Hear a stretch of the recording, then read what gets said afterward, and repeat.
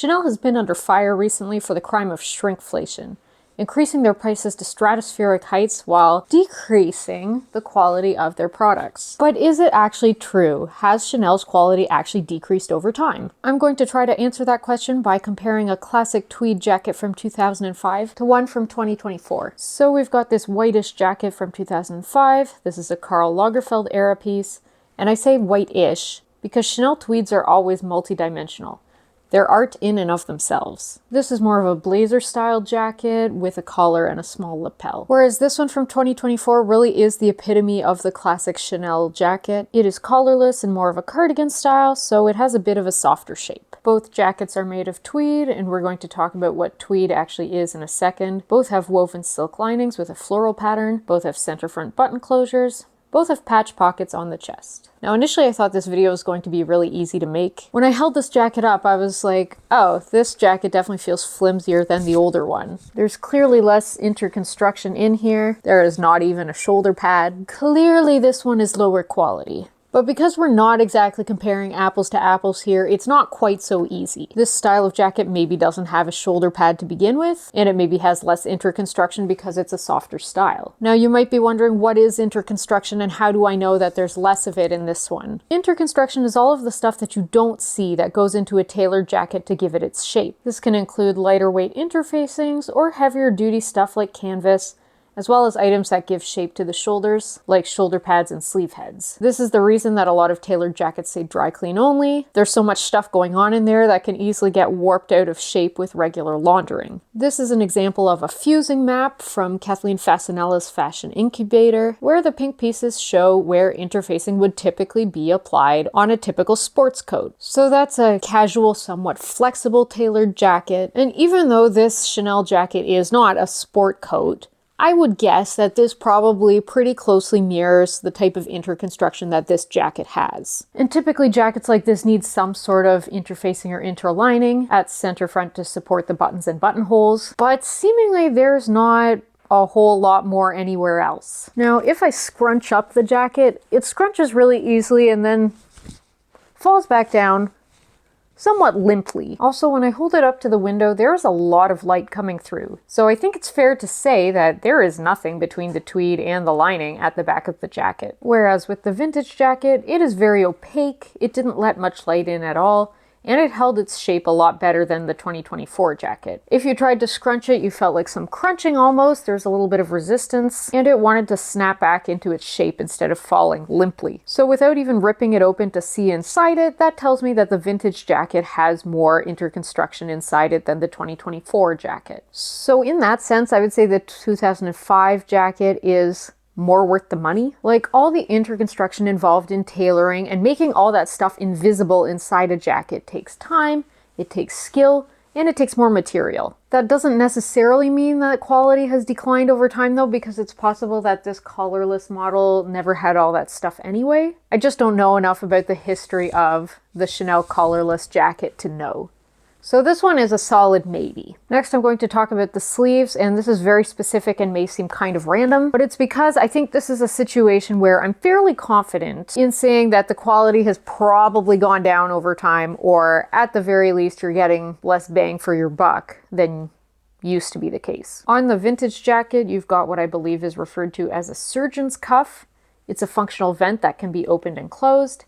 It has these three beautiful shank buttons that look like they belong in another era. They're extremely charming. Whereas on the newer jacket, you've got a zipper. Now, just in terms of perception of value and prestige, the zipper kind of feels like a letdown, does it not? It's YKK, same brand that pretty much the entire fashion industry uses. There is really nothing special or unique about that whatsoever. Not only that, but there's also a good chance that it cost less to make this zippered cuff. I got an opinion from a technical designer who trained as a tailor and from an experienced pattern maker about the cost of each of these two methods. Some of the additional costs about the surgeon's cuff, the one with buttons that they brought up, include potential increase in fabric consumption from the fact that you need to have some overlap for the cuff. As you can see with the zipper, there is no overlap there, but with the buttons there is. This style of rounded cuff typically requires a facing, which is basically a piece of fabric inside that the lining gets attached to, so that adds time in production. And finally, a functional vent with buttons and buttonholes is just going to take longer to produce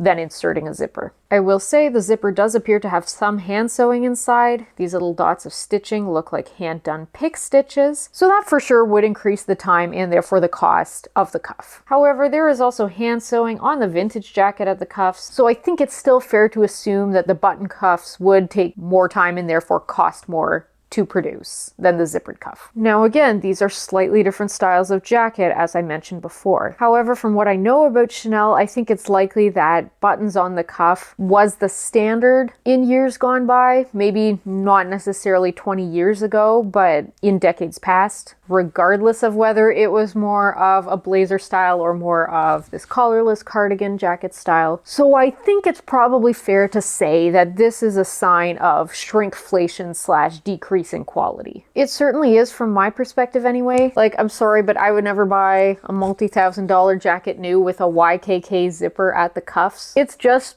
not as cute. Sorry, not sorry. Similarly, I think the entire sleeve itself might be less fancy on the newer jacket compared to the vintage one. The older Chanel jackets that I have seen all have two-piece sleeves. What that means is that they have a larger overpiece strip of sleeve and then a smaller undersleeve piece, which means that the sleeve needs to be sewn in two places. The advantage of this type of sleeve is that they tend to fit better and fall more nicely because that additional seam allows to create a bit more shaping. This 2024 jacket seems like it's only a one-piece sleeve. Now, it is a bit hard to tell for sure because the tweed is black, so it's tricky to see the seams, and also the Chanel team did a good job of concealing them. But it looks to me like there's only one seam here at the bottom. And actually, yeah, we see with the lining that there's only one seam, so this does appear to be a one-piece sleeve. That's a little crazy to me because most, if not all, nice tailored jackets I've seen always have a two-piece sleeve. Older Chanel jackets I've seen all have had a two-piece sleeve, as I recall. Now, I certainly have not seen every vintage Chanel jacket out there, far from it. Maybe there are some that do have a one-piece sleeve. But yeah, just based on what I've seen, what I know, I think it probably would have been more common for it to be two-piece sleeves. So this makes me wonder, are they not prioritizing pattern making and fit as much as they used to? Again, hard to say. But what I can say is that I was not real impressed with the sleeves on this jacket. Now let's talk about the fabrics themselves. These jackets are both made of tweed,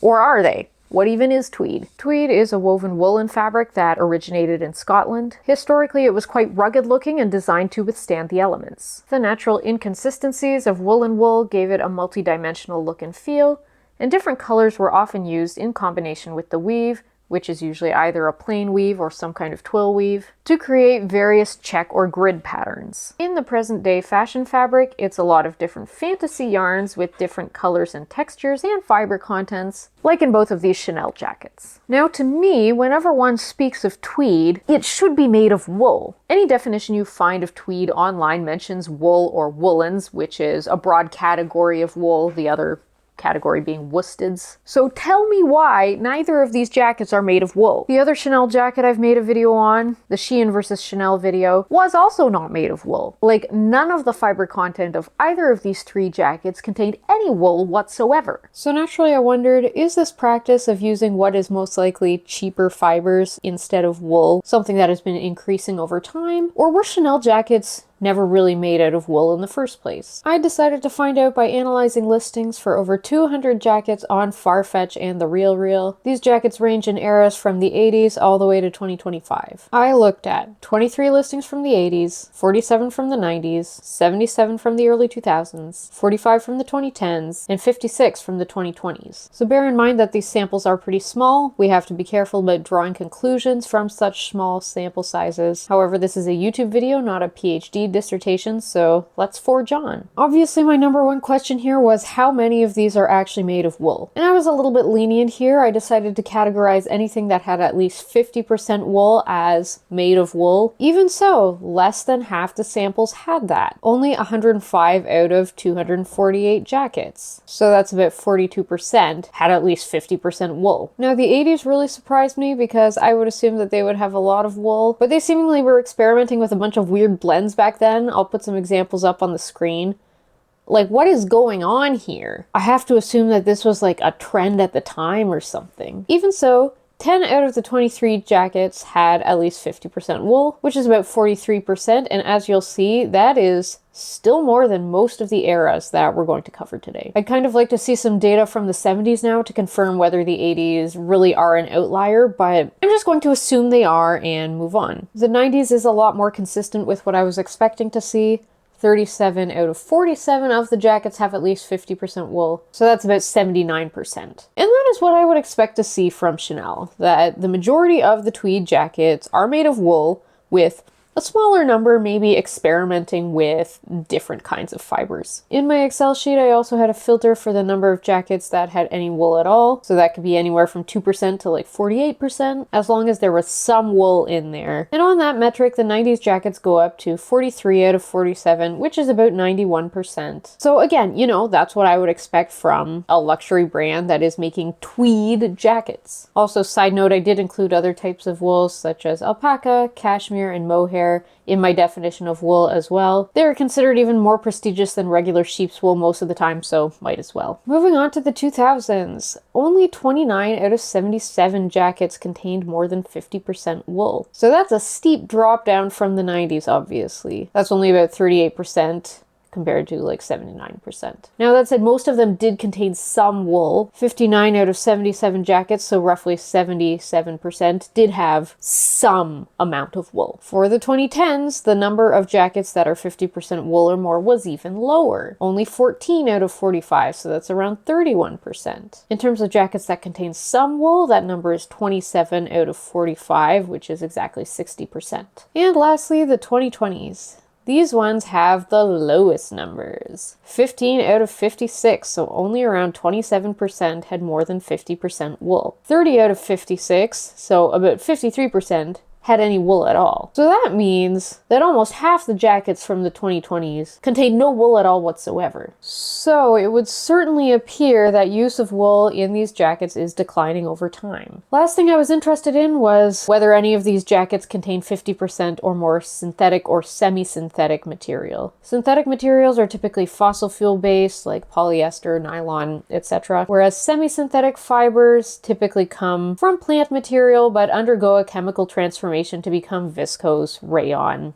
etc. Normally, I would not group synthetics and semi-synthetics together because their origins are very different, and semi-synthetics often have a lot of similar qualities to natural fibers. However, what they do have in common is that they're both typically pretty inexpensive to produce, and they also don't have the same prestige factor that natural fibers have. So for those reasons, it made sense to group them together. Now, thankfully, the majority of the jackets were not 50% or more synthetic. Only about 52 out of 248 were, so that's about 21%. For the 80s jackets, it was about 26%. Again, I am surmising that this must have been a trend at the time to experiment with weird fibers, although I don't know for sure. For the 90s, it was very low, only around 9%. For the 2000s, it was about 22%. For the 2010s, also about 22%. For the 2020s, about 27%. So that is the highest of all the eras. So what can we take away from all this? Again, because the sample sizes are small, we can't draw any definitive conclusions. But to me, it looks likely that the amount of wool used over time is trending downward,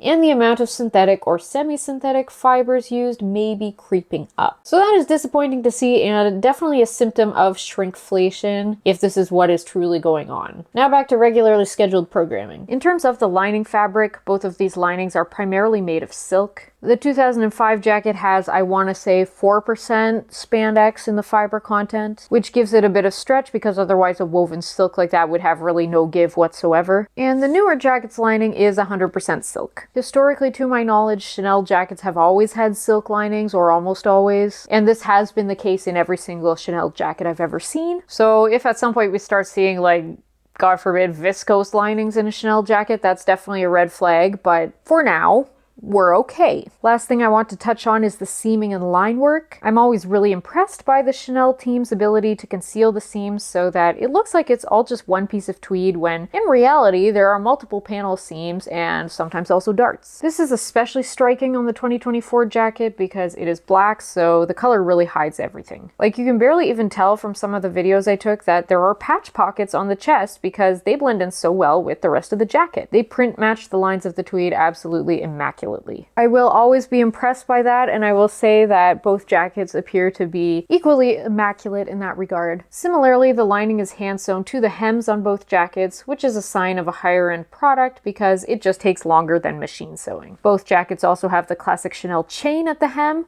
both of which are hand sewn so impeccably that I can't even see the thread. So despite some things that I wasn't impressed by on this jacket, it's still got that Chanel magic. So now the big question, have Chanel jackets decreased in quality over the years? In particular, say over the last 20 years. The true answer is that it's hard to say based on a comparison of just two jackets that are not even 100% identical in terms of style. I definitely would need to review a much larger sample size in order to be able to really draw a meaningful conclusion. It would also be helpful if I were able to take these jackets apart, which obviously I'm not going to do because they are too precious. I would really only consider doing that to a jacket that was in poor condition anyway, but these ones are not, so I will not be doing that. And of course I am making some assumptions that I think are fairly reliable, like the assumption that it would be more expensive to make a functional surgeon's cuff with buttons and buttonholes than it would be to just insert a zipper. And based on my conversations with people in industry, I think that assumption is fair. However, it's important to remember I am not on the design team at Chanel. I am not, nor have I ever worked in the production facilities that make Chanel's garments. So there is always a possibility that my assumptions are wrong. Maybe there was something really extravagant about the zippered cuff that I can't see and that would have increased the price so much it would have been more expensive than the button cuff. I think that's highly unlikely in that particular instance. However, it's never impossible. Overall though, despite the imperfect information and the small sample size, I think there are signs to suggest that the decline of Chanel quality over time is probably a real thing. I truly cannot get over the fact that they used a zipper on the cuffs instead of buttons. That to me feels egregious, and I have a feeling that that's probably a practice that has become more standard over time. Similarly, when it comes to the lack of interconstruction and the one-piece sleeve on this 2024 jacket, maybe these are things that have always been done on a collarless jacket. I can't say for sure, however, I have a sneaking suspicion that these are cost-saving practices that have become more common over time. I will say though, if there's anything I've learned from making this video, it's that these subtle shifts in quality that are gradually making the jackets less premium have occurred over I would say a fairly long time horizon. This is not something that all of a sudden has changed in the past 5, 10, even necessarily 20 years, but probably in the 90s, maybe even before that. It's certainly not a matter of, oh, since Karl Lagerfeld's been gone, everything is terrible. Like, no, this has been a long-standing trend that has occurred gradually over time, and I feel like the only way to try and halt it, I don't know if there's any hope to reverse it, is to call them out on it. All right, that's enough ranting and raving from me. Thank you so much for watching, and I will catch you in the next video.